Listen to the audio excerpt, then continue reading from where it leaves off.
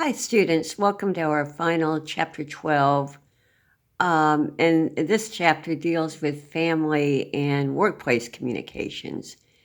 And if I had one argument with this textbook, it doesn't spend enough time on either one, but particularly not on workplace, because you're going to spend most of your adult life, more than likely, in your place of employment or communicating with people you work with. So that's a huge part of your life.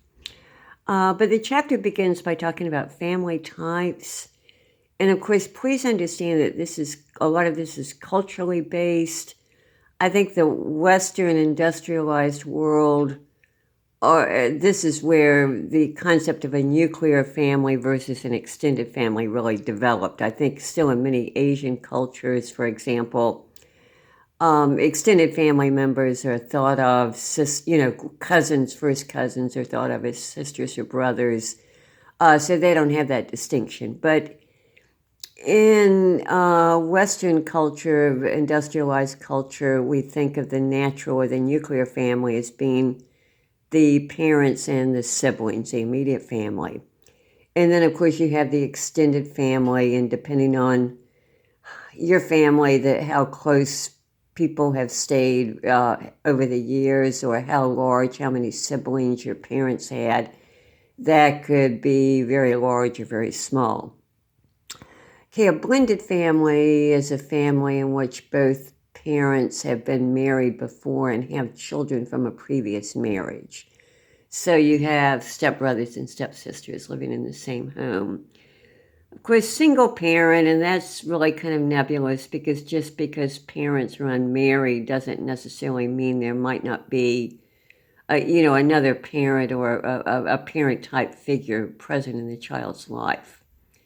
And then voluntary, and that's really very interesting. That's a family that you adopt or that adopts you over the years. It may be a best friend's family that you've spent a lot of time with, that you've become very close to.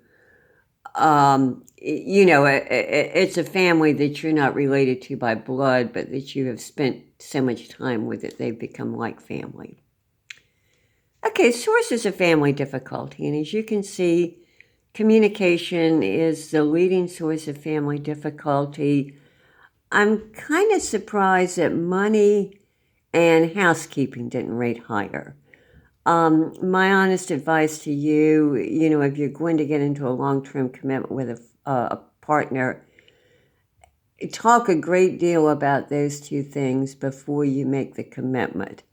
Because money, financial stress, what if one of you loses a job and the other one has to take up the slack? What if you have a child and one of you wants to be a stay-at-home parent? All kinds of things can happen.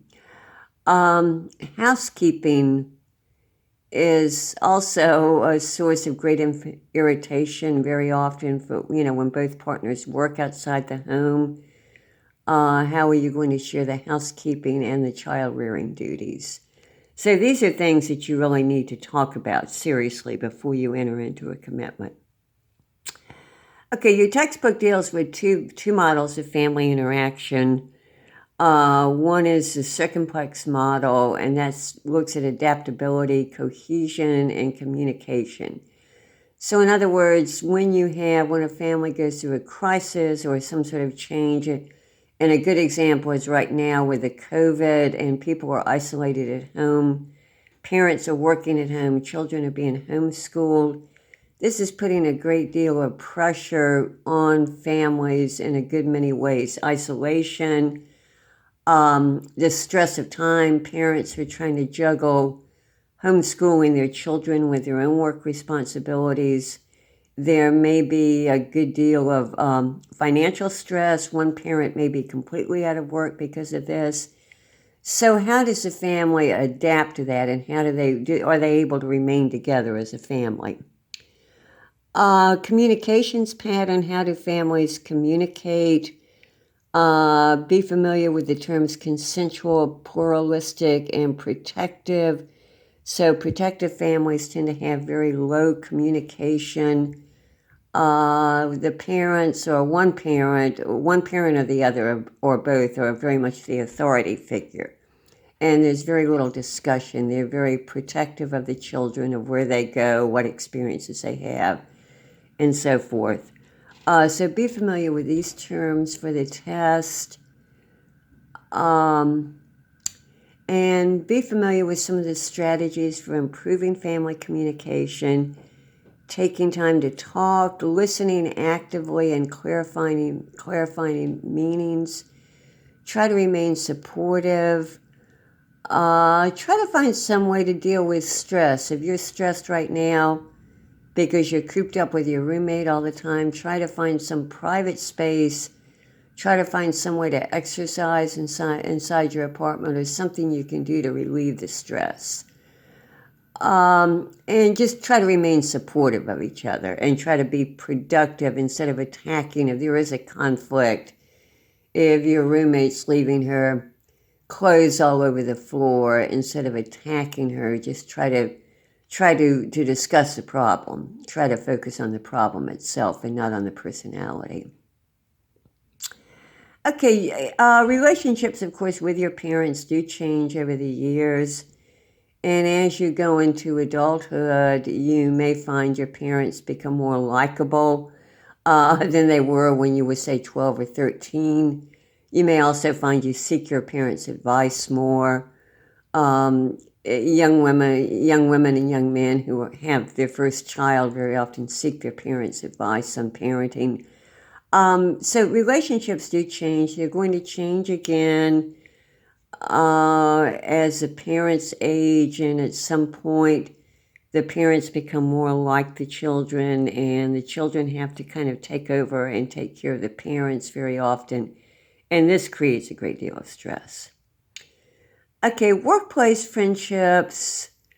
Of course, you do spend a lot of time in the work, or you will be spending a lot of time in the workplace. As an adult, most of the friends you will form will probably be at work, because that's where you'll be spending most of your time, and those are the people with whom you have the most in common very often. It's very important to make friends in the workplace because you get the grapevine, you get the information exchange. Newcomers are assimilated companies, just like countries or churches or synagogues or any other institution. Companies have their own culture, and newcomers are assimilated through workplace friendships. They also help you in dealing with coworkers if there's a conflict about work or a conflict about designating the workload, for example.